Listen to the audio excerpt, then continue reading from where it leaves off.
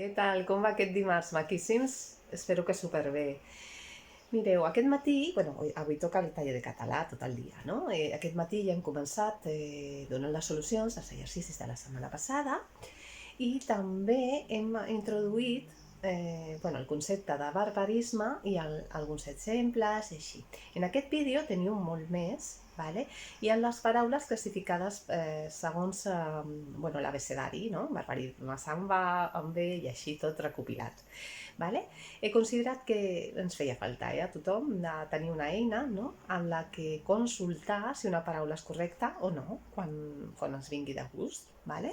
Perquè diem de moltíssims, jo la primera.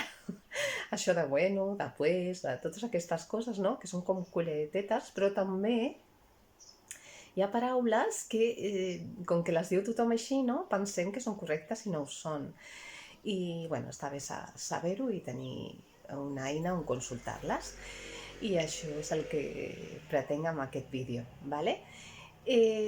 Doncs res, ja us dono pas al vídeo, que el podeu mirar les vegades que siguin necessàries, ja ho sabeu, i també, bueno, recordar-vos que demà, continuo dient barbarismes, ho sento, que demà bueno, tenim el taller de memòria, que és dimecres, vale? Tot el dia. I hi haurà les solucions de la setmana passada, dels exercicis de la setmana passada i de nous. Vale? Doncs res, us deixo, ara ja sí que sí amb el vídeo i desitjo que passeu una tarda maquíssima i us dono molts petoners. Fins demà!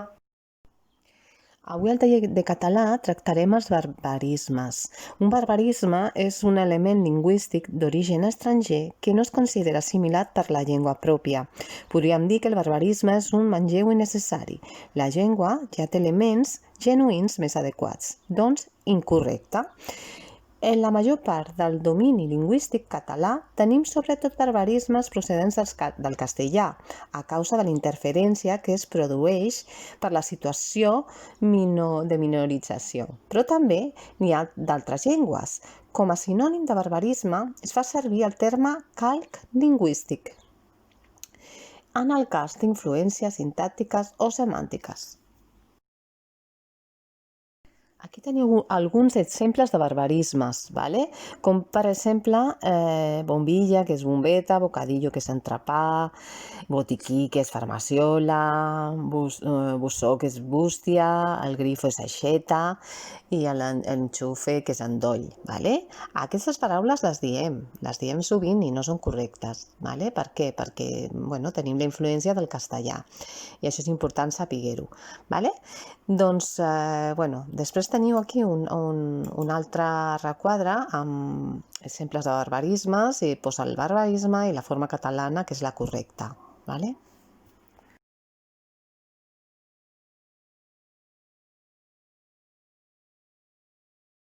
Continuem amb alguns exemples de dubtes i barbarismes. Per exemple, a hores d'ara, en aquesta època o en aquest punt, no és correcte aquestes alçades, ¿vale? Bueno, aquí teniu exemples, en aquesta època de l'any, ¿vale? A hores d'ara i en aquest punt, ¿vale?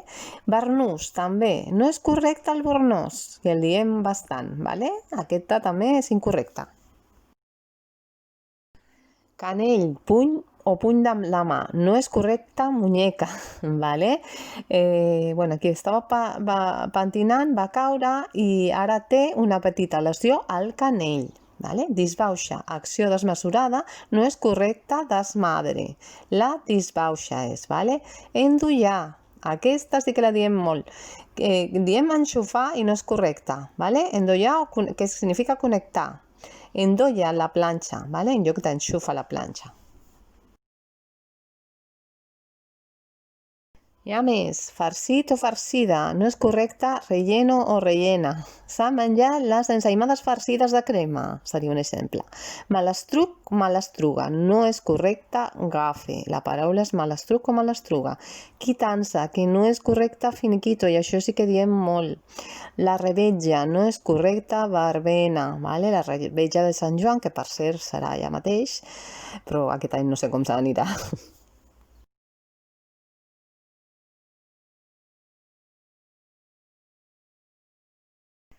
Continuem. Ser trilleres és l'estri que fem servir a l'oli i al vinagre. No és correcte amb aquest sentit el mot vinagrera. Vale? Tanca, reixa que limita un terreny. Vale? No és correcte valla. Vertigen, mot correcte en comptes de vèrtic. Vale? M'estimo més no mirar pel balcó perquè tinc vertigen. Ara en parlarem dels diferents tipus de barbarismes que hi ha. Vale? Comencem amb els barbarismes lèxics. Hi ha barbarismes lèxics d'ús d'un mot foraster en lloc del mot català corresponent. Per exemple, jefe, que és cap, parche, que és pegat, bolso és bossa, tonto és beneït, bombilla, bombeta, puesto lloc, airbag, coixí de seguretat, Lincoln Jazz, snowboard, planxa de neu.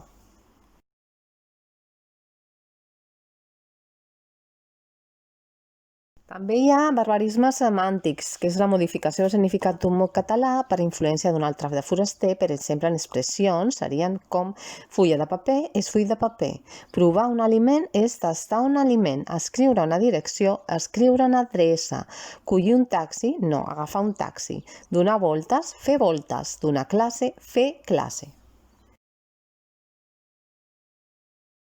Anem als barbarismes fonètics, que és la modificació de la pronúncia d'un mot català per influència d'una altra llengua. Per exemple, pronunciar amb E final tancada en català oriental, mots com enorme o piràmide, en lloc de pronunciar-los amb vocal neutre, o bé desplaçar l'accent d'una paraula. Futbol, futbol, futbol, textil, tèxtil.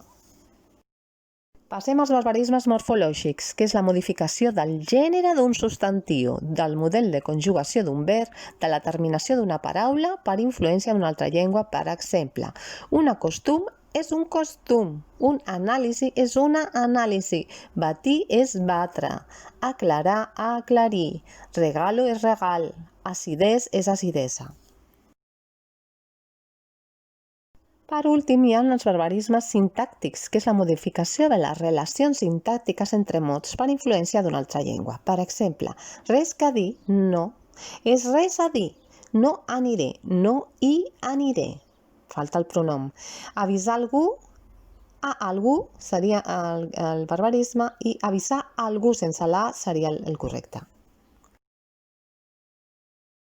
Ara us deixo amb un llistat de barbarismes segons la seva classificació alfabètica.